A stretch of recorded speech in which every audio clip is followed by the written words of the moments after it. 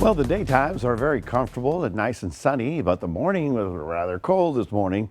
Next couple of mornings still on the chilly side, but not quite as bad. We're slowly getting out of the deep freeze. And one of the big reasons is that high pressure was on top of us. That was getting us the north wind yesterday that was really sharp. Well, now the center has moved offshore, so we're picking up a little bit more of a southeast wind. That's slowly going to moderate the temperature up a little bit because obviously the wind comes off the Gulf water there, so that's going to help out.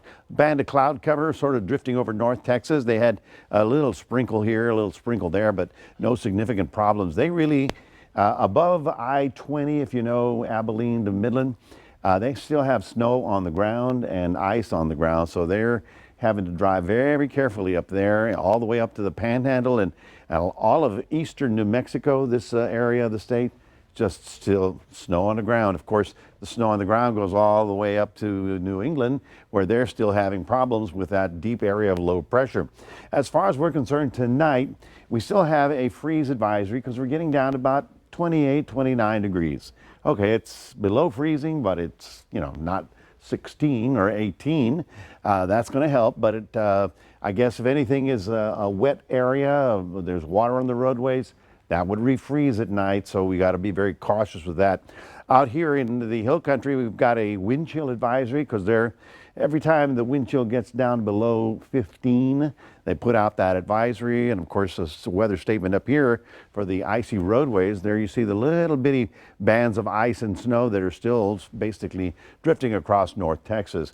For the next couple of days, our temperatures at night will slowly climb out of the deep freeze. Here's Tuesday at 1 in the morning.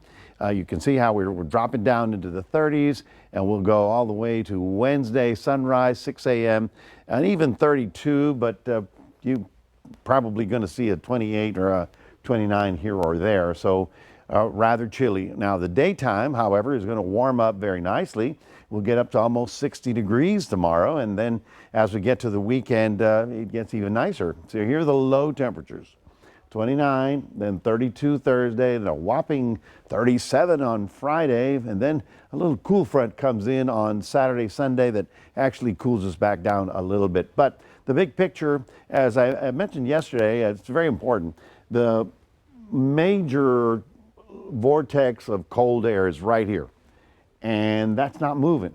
So what does that do for us? Well, it puts us on the backside, and we get this dry northwest flow. Now, when it comes out of the Canadian or the Arctic, that's a cold wind. You saw that.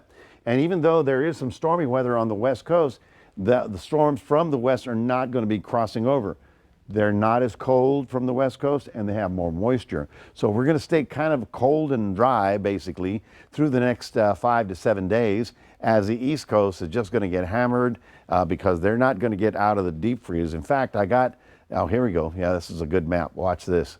Tonight, we're getting down to, we're looking at Wednesday, 2 a.m., and then we go 6 a.m. You can see below freezing and below zero throughout much of the northeast. So that's cold, okay. So tomorrow, looking for a beautiful day with a 58 as a high in Port Lavaca. Cuero's getting up to a nice 58 degrees after getting down to about 28 tonight. Looking nice and dry for the weekend. This little front will give us another north wind, which will continue the cooler weather, but overall things will be on the dry side through the weekend. That's your 7-day forecast, reminding everybody we do have this QR code. We'd love for you to scan